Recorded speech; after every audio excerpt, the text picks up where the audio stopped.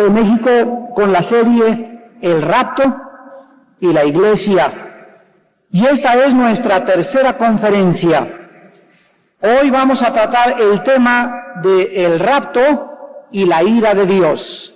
Vamos a demostrar con la Biblia en esta noche de que, pongan atención, el día en que seamos arrebatados, el mismo día caerá sobre el mundo la ira de Dios. Vuelvo a repetir, el rapto y la ira de Dios tendrán lugar el mismo día.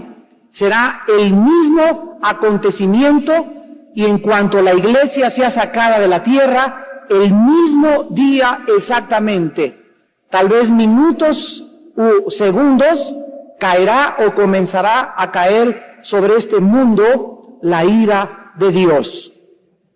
En el Evangelio de Lucas, capítulo 17, versículo 22, Jesús dijo a sus discípulos: vendrá tiempo cuando desearán ver uno de los días del Hijo del Hombre y no lo verán. Versículo 26 al 30. Como fue en los días de Noé, así será también en los días del Hijo del Hombre. Comían, bebían, se casaban y se daban en casamiento hasta el día. Vamos a poner atención en esta frase y en este día. Hasta el día en que Noé entró en el arca.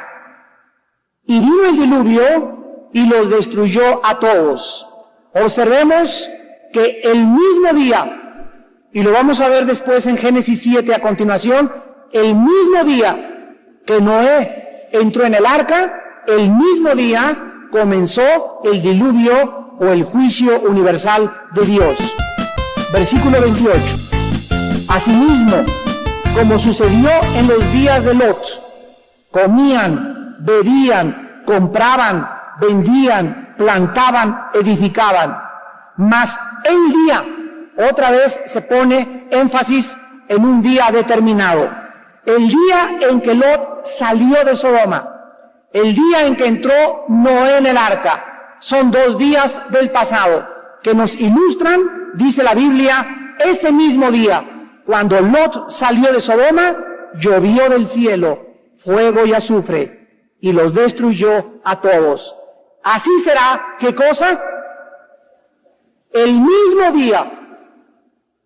El día, no estamos hablando de un día cronológico, si fue en febrero, el 28 de febrero o en junio, sino que la Biblia nos está ubicando y tratando de orientar para que sepamos que en el día que entró en el arca Noé, cayó el diluvio. El día que salió Lot de Sodoma, cayó fuego sobre Sodoma. Y cuando Cristo venga, el día que Cristo se manifieste en su parusia, la palabra parusia en el griego es manifestación visible. Cuando Jesús venga por nosotros, ese mismo día caerá también el juicio final sobre este mundo que nos rodea. Vamos a observar pues que Cristo dice, en el día que el Hijo del Hombre se manifieste, será exactamente igual a los días de Noé y a los días de Lot. Es importante que comprendamos que Cristo está enseñando que los 2 eventos, el rapto y la ira de Dios, tendrán lugar en el mismo día. Ahora bien, si estos 2 eventos, el rapto, nos vamos, y la ira en el mismo día, así como cuando no entró en el arca, y el mismo día cayó el diluvio, Lot salió de Sodoma y cayó el juicio sobre Sodoma y Gomorra, entonces la enseñanza de que Cristo va a regresar en cualquier momento. Teológicamente se llama el regreso inminente. La venida inminente de Cristo queda absolutamente destruida. El rapto no puede suceder en cualquier momento. La clase pasada enseñamos que va a haber una señal y después otra señal de cuándo se manifieste Jesucristo. Habíamos entendido en la primera clase que la Biblia nos habla de un periodo de 7 años de tribulación. Pero nunca habíamos dividido estos 7 años y habíamos dicho, Dios nos va a sacar antes de los 7 años, porque durante la tribulación no vamos a estar aquí. Pero la Biblia no enseña eso. La Biblia enseña que va a haber 7 años divididos en 2 partes diferentes. Los primeros 3 años y medio se llaman la tribulación. Cristo en Mateo 24 enseñó que también se podría calificar este tiempo como el principio de los dolores. Apocalipsis 6, del 1 al 5, nos muestra los 4 jinetes del Apocalipsis, o los 4 primeros sellos, que se manifestarán durante los primeros 3 años y medio. A los 3 años y medio, el anticristo va a violar el pacto que confirmó, de acuerdo a Daniel 9:27, con el pueblo judío y con los árabes, y a partir de ese momento, él va a entrar al templo, segunda de Tesalonicenses 2, del 2 al 10, y va a violar lo que había hecho con los judíos. El anticristo a los 3 años y medio se va a quitar la máscara y se va a revelar realmente como lo que él es, un ser perverso, diabólico y poseído por Satanás. El anticristo va a comenzar a los 3 años y medio, lo que se llama la gran tribulación.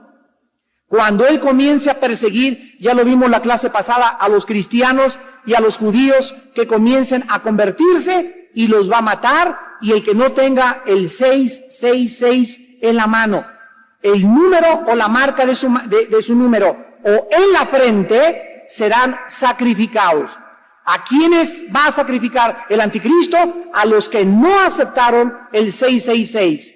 ¿Quiénes serán estos? Los cristianos que permanezcan fieles hasta la muerte, y aquellos a quienes Dios consideró dignos de sufrir por causa de su nombre. Los primeros 3 siglos de la época cristiana fueron perseguidos, masacrados, quemados vivos, echados a los leones, y Dios no los salvó. Dios permitió que los cristianos fueran perseguidos durante 350 años aproximadamente. Sin embargo, a Daniel lo salvó del foso de los leones. A Esteban, en el libro de los Hechos, lo apedrearon y Dios no lo salvó. Y cuando Esteban estaba muriendo, vio el cielo abierto y a Jesús sentado a la diestra del trono de su Padre. Entonces, Dios es soberano.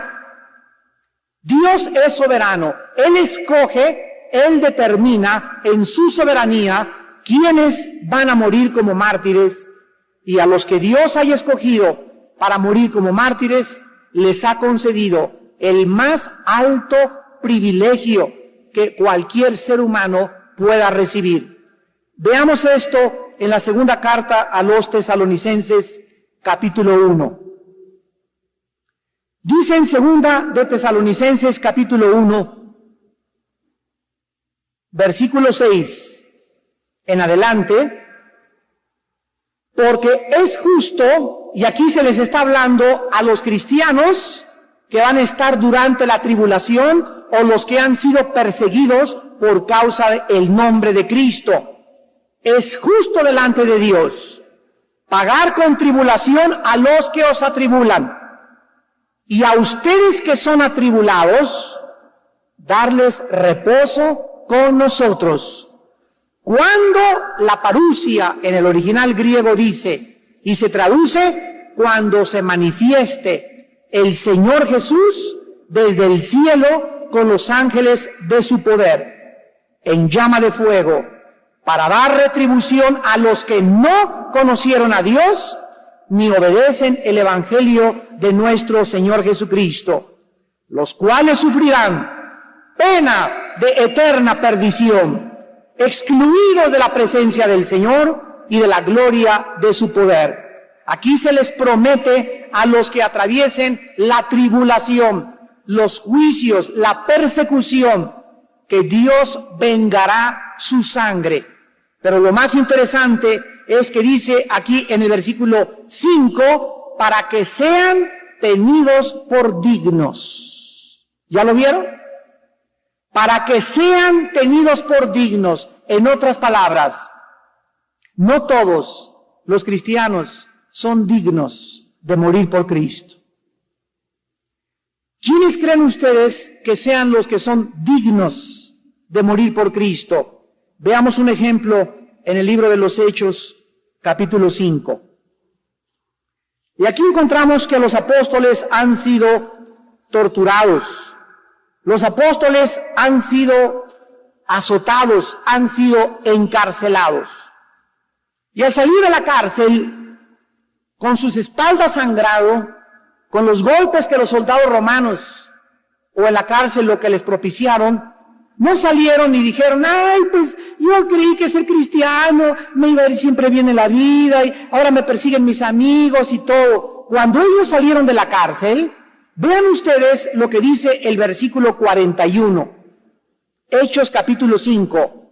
Ellos salieron de la presencia del concilio gozosos por haber sido tenidos, ¿por qué? Por dignos de padecer afrenta por causa del nombre. Ellos se sintieron gozosos porque se dieron cuenta que no todos los cristianos se les concede este privilegio de sufrir martirio y crueldad por causa del nombre de Jesús. Y cuando se dieron cuenta que ellos habían sufrido, que los habían golpeado y que ellos se habían mantenido fieles, no había un gozo más grande. Esto es algo paradójico. De que fueron escogidos por Dios, ellos fueron tomados por dignos de sufrir por Cristo. Ustedes saben que los 12 apóstoles murieron bajo el Imperio Romano torturados. Pedro, cuando lo capturaron, él dijo que él no merecía morir crucificado como Cristo y les pidió que lo voltearan de cabeza y lo crucificaron con la cabeza hacia abajo. El apóstol Pablo, en la segunda carta a Timoteo, capítulo 4, del 6 en adelante, le escribe a Timoteo y le dice que él estaba ya en el precipicio, en la frontera, a punto de ser sacrificado. La tradición dice que se lo comieron los leones o que le cortaron la cabeza vivo. Así pues, todos los apóstoles murieron. El apóstol Juan, que fue el último sobreviviente de los apóstoles, murió tal vez de hambre, exiliado en una isla llamada de Patmos.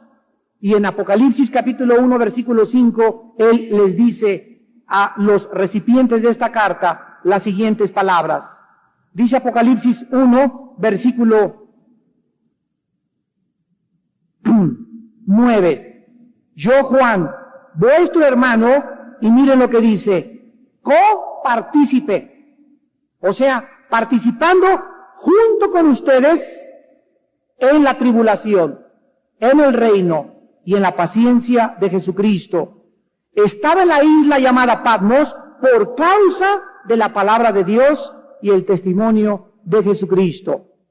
Cuando comienza a enviar esta carta al apóstol Juan, les dice a todos los cristianos que es necesario que nosotros entremos a través de muchas tribulaciones al reino de Dios. Dice en Romanos capítulo 8, porque es necesario que, si queremos reinar con Él, tendremos antes que sufrir con Él. Y la serie de estos mensajes acerca del rapto los ha puesto Dios en mi corazón con un solo propósito: preparar a la iglesia para la persecución. La persecución que pronto se viene en este mundo contra todos nosotros, por llamarnos hijos del Dios Altísimo. En Juan 15, Cristo anunció que el mundo nos aborrece, porque nosotros no somos del mundo. El mundo lleva una corriente que es de allá hacia acá, y nosotros llevamos una corriente que es de aquí hacia allá. En otras palabras, el cristiano es la persona, el ser humano, que nada en contra de la corriente. Vamos en contra de la inmoralidad, vamos en contra de cómo se viste aquí la gente, vamos en contra de cómo piensa la gente, vamos en contra de las costumbres, del paganismo, de las diversiones, de toda la forma como el mundo opera. Nosotros vamos en sentido contrario. Por esta razón, porque en tu escuela eres diferente, porque en tu trabajo eres diferente, porque en tu colonia te portas diferente, por esta razón la gente te persigue y nos persiguen, porque el mundo ama lo suyo y el mundo no le gusta ver a nadie que sea diferente. Si tú no fumas, se van a burlar de ti. Si no te emborrachas, te van a perseguir. Si no besas a tu novia ni te acuestas con ella, eres un religioso, un monje, y otros inclusive nos van a llamar fanáticos. Pero sin embargo, la palabra fanático es importante que la conozcan para que sepan cómo defenderse.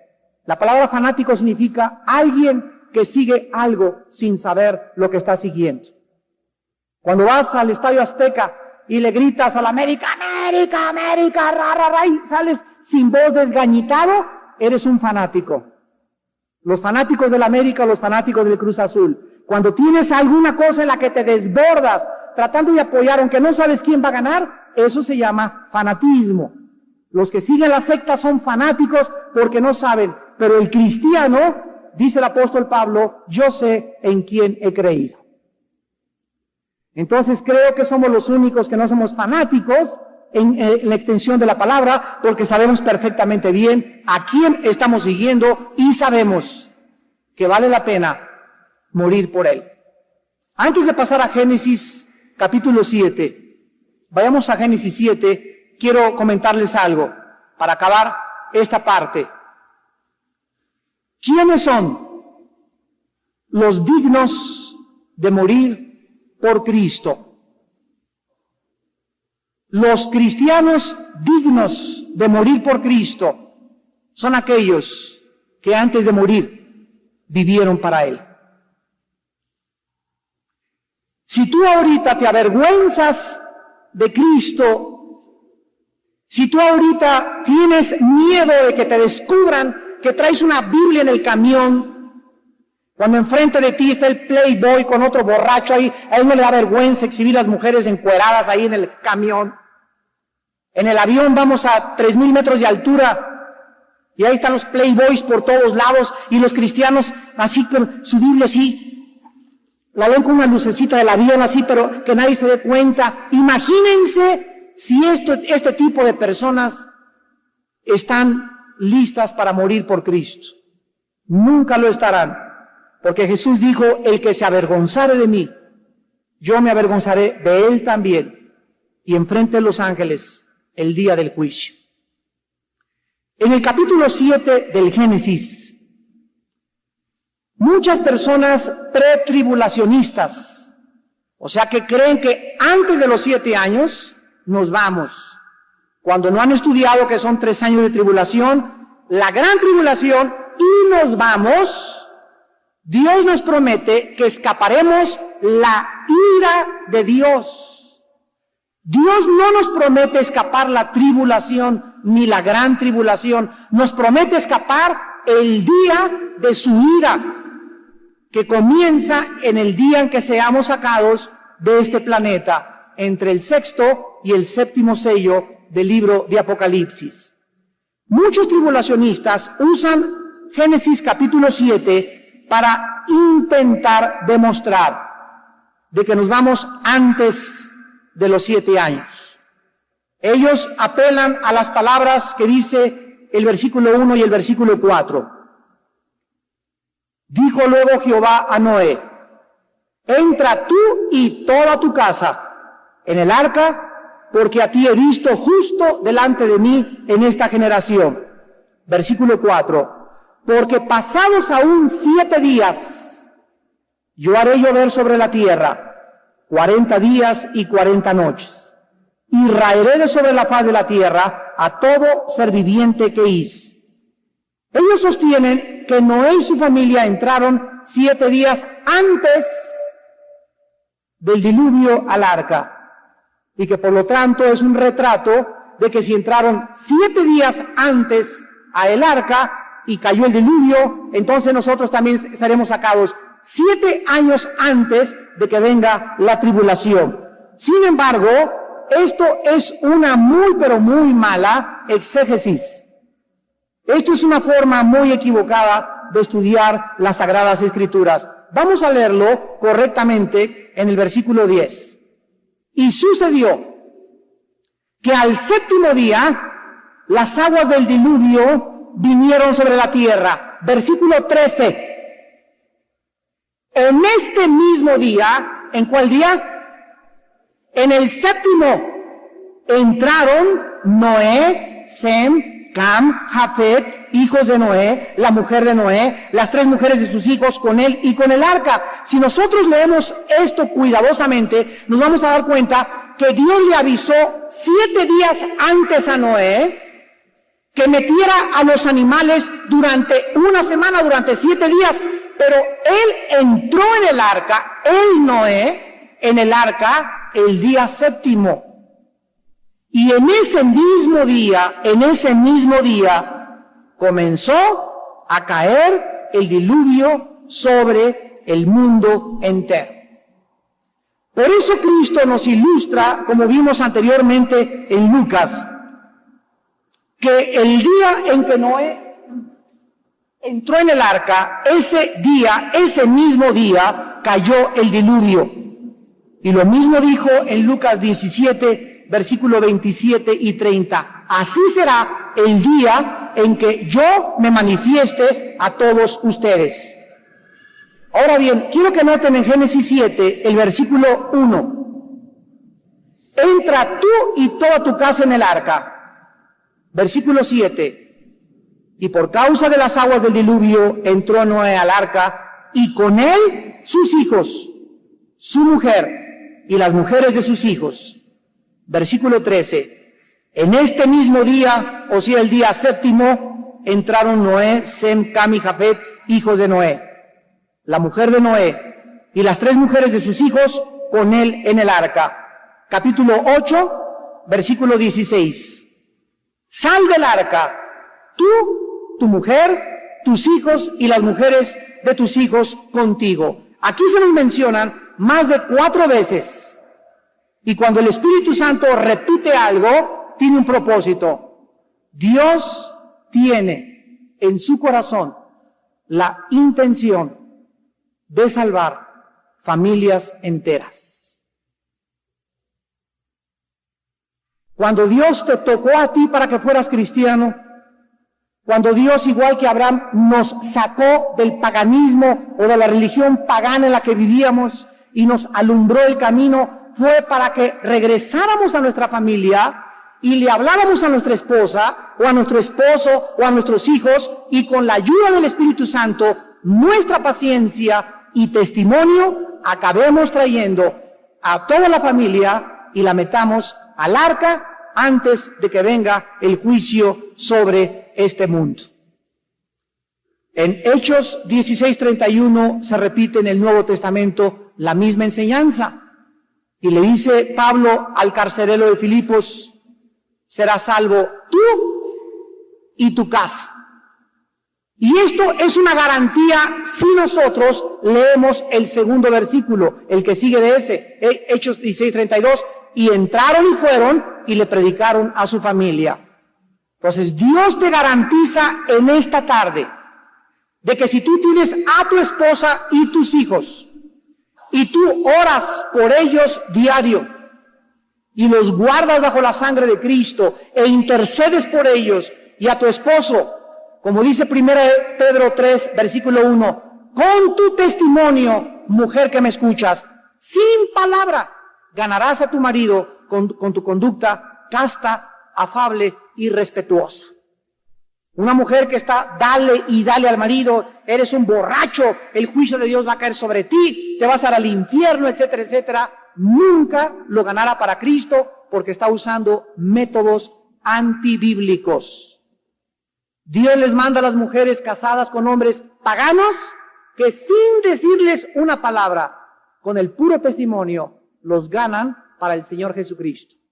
Tú podrás preguntar, bueno, pero ¿no dice la Biblia que Romanos 10:17, la fe es por el oír y el oír por la palabra de Dios. ¿Cómo se va a salvar mi esposo si no oye la palabra de Dios? No te preocupes, una cosa Dios te garantiza, tú no eres quien le va a predicar, le van a predicar en su trabajo, en el camión, en el avión. Dios se va a encargar milagrosamente de poner en el camino de tu esposo hombres y mujeres que le den testimonio, que él comience a considerar de que realmente lo que tú sigues es la verdad.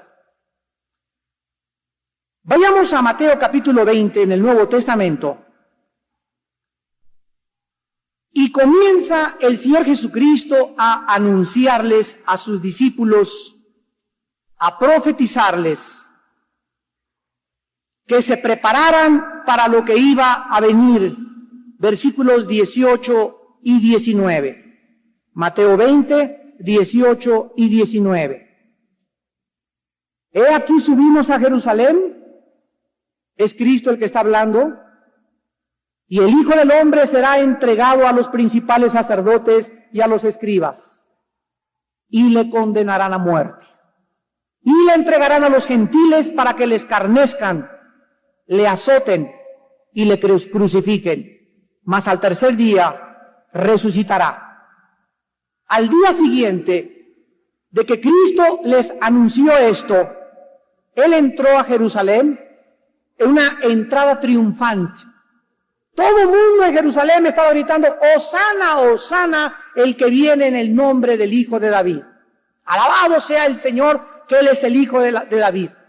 Ese mismo día, Él y sus discípulos, después de la recepción tumultuosa que recibió, en Lucas 21, versículo 6, les dijo estas palabras: en cuanto a estas cosas que veis, días vendrán en que no quedará piedra sobre piedra que no sea destruida. Los discípulos inmediatamente le preguntaron en el versículo 7, Maestro, ¿cuándo? Es importante esta palabra, ¿cuándo será esto? Y en segundo lugar le preguntaron, ¿qué señal habrá cuando estas cosas estén por suceder? Entonces Cristo, mientras estaban aún en el templo, les contestó sus preguntas. Y dice el versículo 24, que les anuncia que caerían a filo de espada, que serían llevados cautivos a todas las naciones, y que Jerusalén sería pisoteada, sería derribada, sería hollada por los gentiles, hasta que los tiempos de los gentiles se cumplieran. Pero sobre todas estas cosas, en el versículo 8 les dice, miren que no sean engañados. En otras palabras, todas estas cosas tenían que suceder antes de que se diera la señal del sol, la luna y las estrellas que escuchamos la clase pasada. En el versículo 25, entonces habrá señales en el sol, en la luna y en las estrellas, y en la tierra angustia de las gentes, confundidas a causa del bramido del mar y de las olas, desfalleciendo los hombres por el temor y la expectación de las cosas que sobrevendrán en la tierra, porque los poderes o las potencias de los cielos serán conmovidas. Cuando los hombres comiencen a saber que en Acapulco se levantan olas de 15, 20 metros y arrasan con todas las discotecas de homosexuales de Acapulco. Cuando Cancún sea sepultado con sus drogas, su homosexualismo y su degeneración moral, cuando todos los puertos del mundo comiencen a darse cuenta en los noticieros que ya no es inundación en Chiapas, que ya no es en Morelos ni en Coajimalpa, sino que el mundo entero está comenzando a ser sepultado por el agua, aunque no va a ser el juicio final todavía. Cuando los hombres oigan los noticieros, la palabra desfalleciendo, les dije en la última clase, en el griego es perdiendo el aliento, que significa cayendo muertos en la calle de ataques al corazón. Si tú crees que ahorita hay malas noticias, estamos todavía en Reino Ventura, comparado con lo que se viene con este mundo. Pero a pesar de que nosotros somos avisados de que se viene del mundo los principios de dolores, van a aumentar las guerras. De acuerdo a la Biblia, escúchenlo, Europa, de acuerdo a la Biblia, será la primera potencia de los años venideros, económica, política y militarmente. Europa. Estados Unidos, de acuerdo a la Biblia, va a ser derrumbado y no va a figurar en los últimos países que configuran el último escenario mundial. Asia va a ocupar un lugar preponderante, mas no el principal, al igual que África. Pero de acuerdo a la Biblia, Europa resurgirá y será de ahí donde salga y gobierne y tenga sus cuarteles generales el hombre llamado el Anticristo. Más tarde, ese mismo día, Cristo y los discípulos abandonaron el templo y cruzaron el valle del Cedrón hasta el monte de los Olivos. Los discípulos no habían entendido claramente por qué Cristo les decía: tengo que ir a Jerusalén, me van a azotar, me van a crucificar y voy a resucitar al tercer día. Cristo les dijo que ese suntuoso templo no quedaría piedra sobre piedra. 70 años después de que Cristo murió, entró a Jerusalén un general romano llamado Tito, enviado, dicen que fue su tío o su padrino, el emperador Vespasiano de Roma. Y cuando llegó Tito a Jerusalén, masacró a los judíos, no quedó piedra sobre piedra, y del año 70 después de Cristo hasta 1948, los judíos se quedaron sin templo, sin adoración y sin gobierno. Casi 2000 años de persecución continua. Los españoles los persiguieron, los franceses los persiguieron, los ingleses los persiguieron, los expulsaron de todos los países. Y Jesús dijo en Romanos 11, 25 y 26, que cuando se acabara la persecución de los judíos, se llama el tiempo de los gentiles. Apocalipsis 11, del 1 al 2. Entonces los judíos sabrían, ellos como nación, que el día se aproximaba en que Cristo vendría y le reconocerían algunos judíos como su Mesías y su Salvador. Ahora en Mateo capítulo 24, en el versículo 3, Cristo comienza a contestarles a los discípulos las 3 preguntas más importantes de esta serie que estamos estudiando.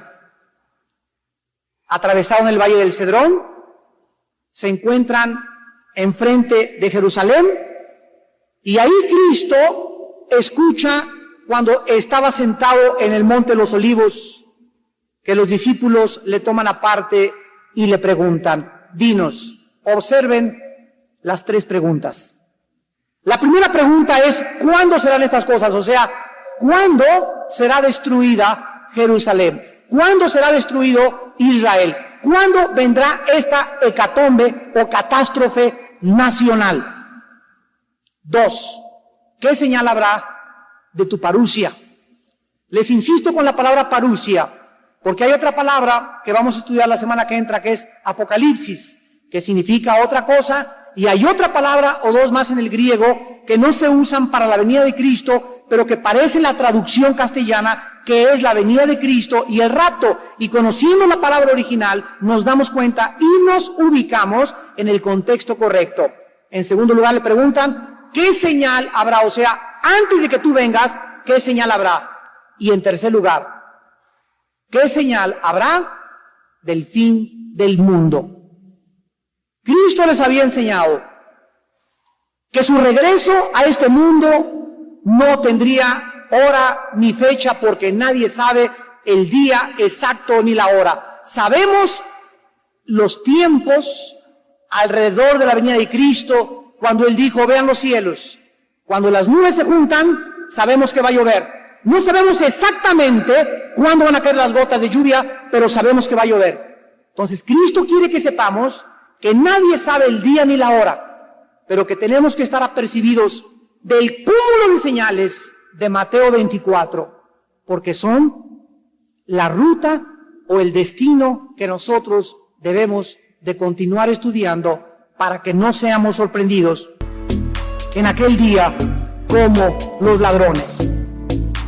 Veamos rápidamente Mateo 24, en el versículo 5, anunció falsos cristos.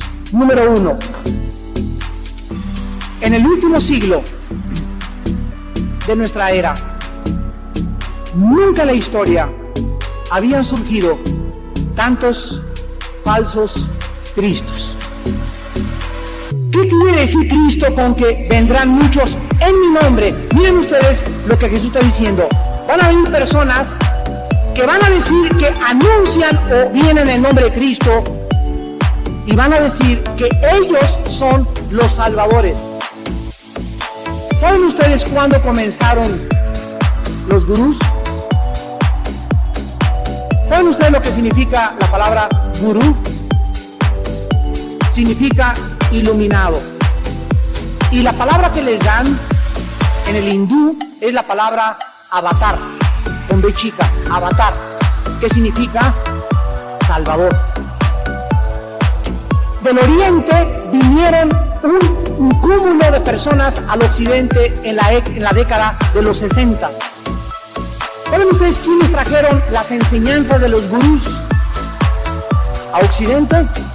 Un grupo llamado los Beatles, de la ciudad de Liverpool, Inglaterra.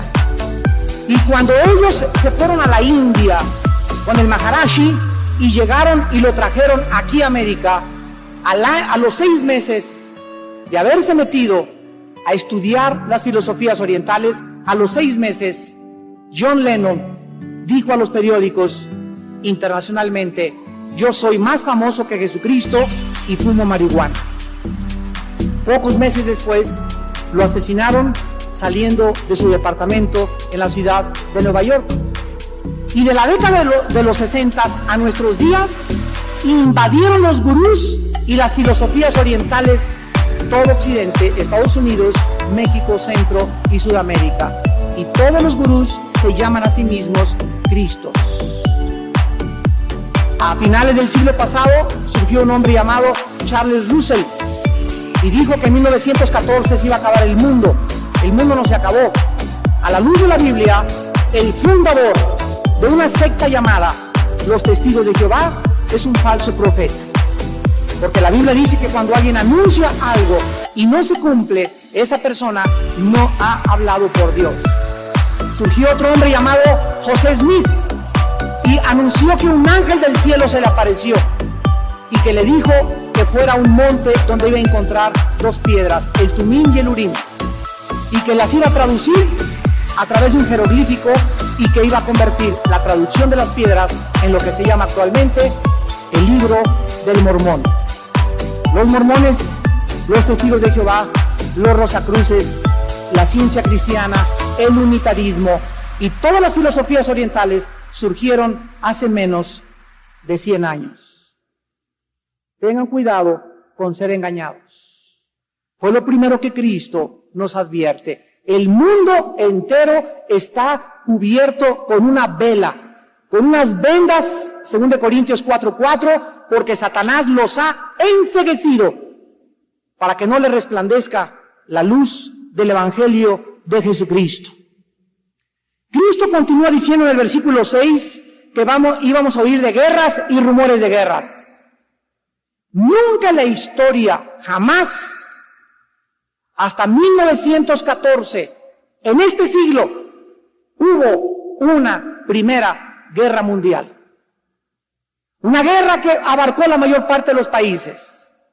Se formaron un grupo de naciones que se llamó la Liga de las Naciones para impedir que hubiera otra guerra mundial.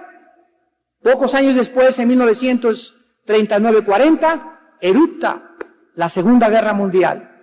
Y desde 1945, que acabó la Segunda Guerra Mundial, hasta 1998, a nuestra época, han habido más de 146 guerras étnicas, civiles, revoluciones y asaltos por todo el mundo. Y el mundo actualmente, lo sabemos, se encuentra en guerra. Aunque no hay una guerra caliente, hay una guerra fría, o está Kosovo, o Grecia, o Croacia, o Afganistán explotando una bomba, la India explotando bombas atómicas, en Asia, por todos lados, las naciones que quieren decir al mundo, yo tengo la bomba atómica, no se metan conmigo. Oirán de guerras y rumores de guerras. Cada semana, desde 1989, cada semana, de acuerdo al Instituto para la Paz en Estocolmo, Suecia, cada semana oímos de alguna guerra que va a surgir en nuestro planeta. Tenemos más de 9 años que todos los días estamos escuchando, alguien va a atacar a otra nación. Oirán de guerras y rumores de guerras.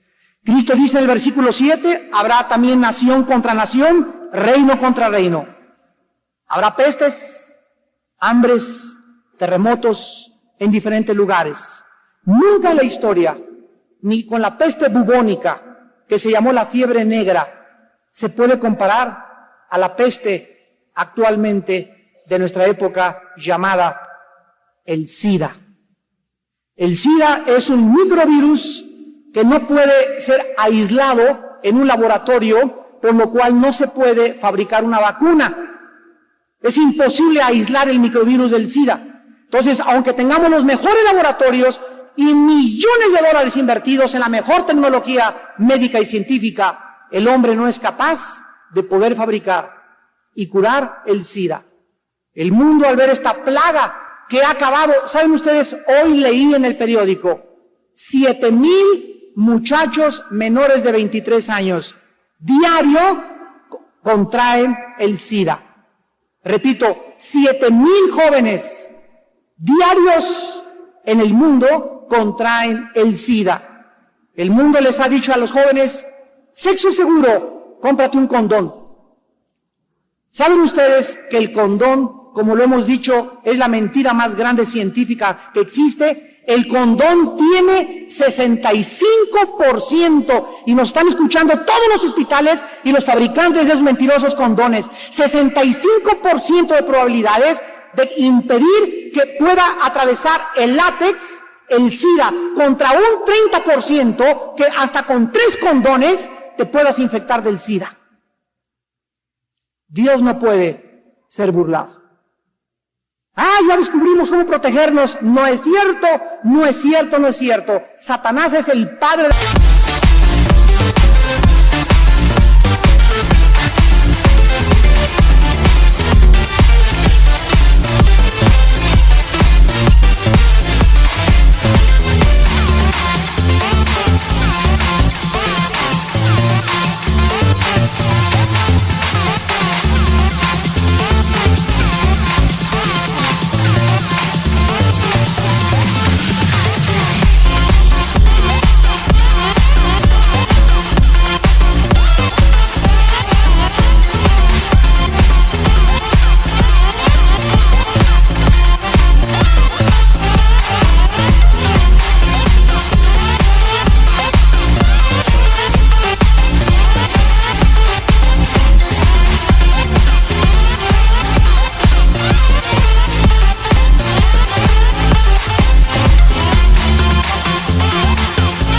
la mentira y el mundo entero está bajo su influencia. Nadie puede detener ni el condón, el SIDA, porque atraviesa el látex de esa cosa cochina, ¿verdad?, que quieren vender por todos lados y garantizarle al mundo que es el sexo seguro. El único sexo seguro es entre un hombre y una mujer bajo el matrimonio. La Biblia dice que habrá terremotos de 1976 a 1996. En aproximadamente 20 años han habido más terremotos que en toda la historia del mundo. En 20 años han habido más terremotos, más devastadores, con más frecuencia que en ninguna otra parte de la historia de los seres humanos. Versículo 8, y todo esto será el principio, nada más. Todo esto no es más que comparado, para acabar en esta noche, con una mujer embarazada. Los ejemplos bíblicos siempre usan o ilustran las cosas espirituales con ejemplos terrenales. Y Cristo ilustra y la Biblia ilustra la fase en la que el mundo va a entrar exactamente a los últimos días de una mujer que va a dar a luz. Este planeta Tierra es como una mujer embarazada. Su pancita es todo el mundo y está próxima a la Tierra a producir una nueva generación de seres humanos que viviremos en el milenio. Va a dar a luz a la nueva creación, a la nueva era, a la nueva época. Una mujer, antes de tener el bebé, tiene lo que se llama los dolores de parto. Y a una mujer le comienzan a doler, ¿verdad?, el cuello, y comienza a cerrarse el cuello y a tener cosas, palpitaciones, por ejemplo, cada media hora. Después, cada 20 minutos, después, cada 15 minutos, y cuando ya tienen un intervalo como de 2 o 3 minutos, córrele al hospital. Jesús dijo que los dolores en el mundo iban a ser así, el principio, hasta los dolores de parto, que es la ira de Dios. La próxima clase vamos a continuar estudiando Mateo 24, pero estamos seguros en esta noche que estamos comenzando, escucha bien, a entrar al principio de los dolores. SIDA, guerras, cambios climatológicos como nunca en la historia han existido. El clima ha cambiado, llueve cuando no debe llover, ahorita seguimos con la época de lluvias, aunque ya no es época de lluvias, sale el sol donde no debe salir, el Ártico y la Antártida se están deshaciendo, el hielo, el hoyo de ozono sobre el Polo Sur tiene más de 100 kilómetros de ancho, los pastores en la Patagonia, cerca de Chile, en el Polo Sur, se están quedando ciegos junto con las ovejas de que el sol está entrando directamente contra la tierra, los mares contaminados, el agua contaminada, la comida contaminada, smog por todos lados. Ya el mundo es un desastre, los líderes de las naciones, uno borracho, el otro inmoral, el otro por allá es un gurú, el otro, el de Perú, consulta a los brujos, y así todos los gobernantes del mundo se encuentran confundidos, perdidos, no hay luz, cuando nosotros en esta noche tenemos la luz. Y nunca como nosotros, ahora en esta época, amados hermanos, santos de Dios, nunca tendremos las oportunidades que Dios nos va a brindar en esta época de levantar este santo libro. Tenemos la palabra profética más segura que cualquier revelación extrabíblica y más segura que cualquier aparición y más segura que cualquier otra cosa. La Biblia es más segura que cualquier otra cosa. El que siga la Biblia en estos tiempos no perderá el camino. A la cual haríamos bien en estar atentos a este libro como a una antorcha que alumbra en un día oscuro hasta que el lucero de la mañana salga en nuestros corazones. Es el tiempo de los Danieles. Daniel sabía que la cautividad babilónica, los 70 años se estaban cumpliendo y comenzó día y noche a estudiar el libro de Jeremías y descubrió cuando tuvo la revelación en el capítulo 9, 10 y 11 de Daniel que el tiempo se acercaba y Dios le revela lo que pasaría al final del mundo. Es tiempo en que los cristianos estudien seriamente la Biblia.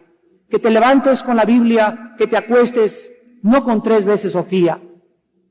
Acuéstate con la palabra de Dios. Alimenta tu alma, porque si tú no lo haces, serás engañado. Serás engañada. No tendrás fuerzas para tantas tentaciones. Sucumbirás al sexo, sucumbirás a la inmoralidad, sucumbirás al fraude, a la deshonestidad, perderás tu integridad y el día de la venida de Cristo no podrás hacerle frente porque serás avergonzado el día que se manifieste con sus santos ángeles para recompensar a los que fueron tenidos por dignos de padecer por causa de su nombre. Oremos. Señor, te damos gracias por tu santa palabra en esta noche, que es la única luz que existe en toda la humanidad, la Biblia. Señor, enséñanos a amar tu libro más que cualquier otra cosa en esta vida. Muéstranos que debemos practicarla y vivirla con todo nuestro corazón. El mundo está entrando al principio de dolores.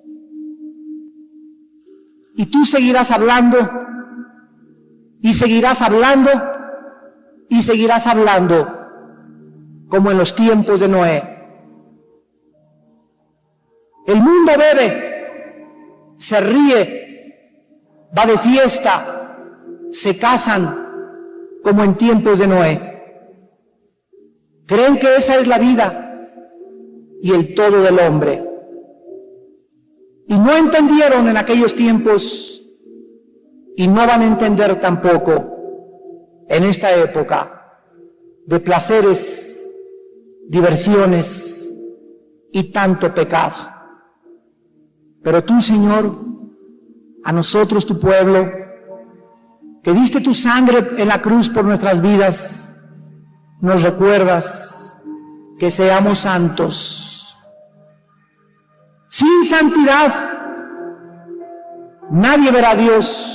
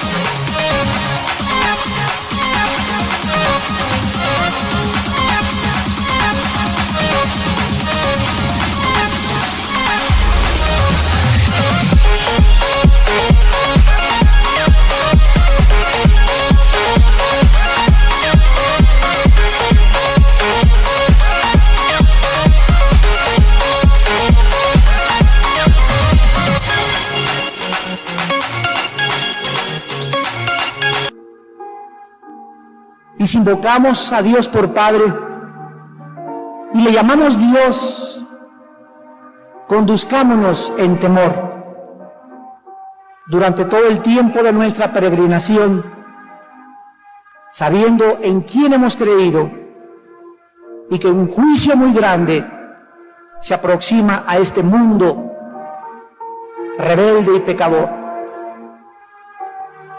En esta noche muchos de ustedes tal vez no tienen la seguridad de escapar la ira de Dios cuando caiga sobre el mundo.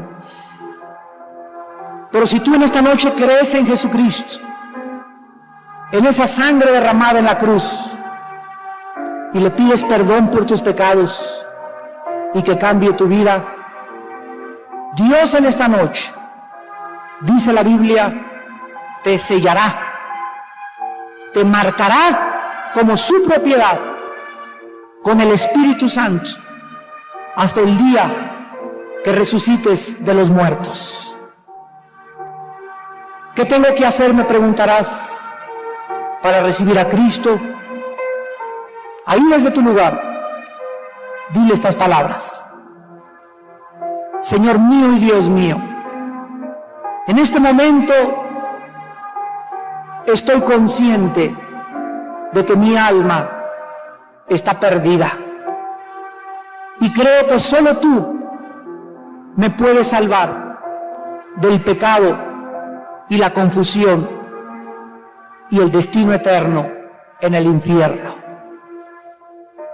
Señor, te pido en el nombre de Jesús que tu Hijo Jesucristo, que murió en una cruz y pagó en mi lugar con su sangre preciosa, entre a mi vida en este momento como Señor y Salvador.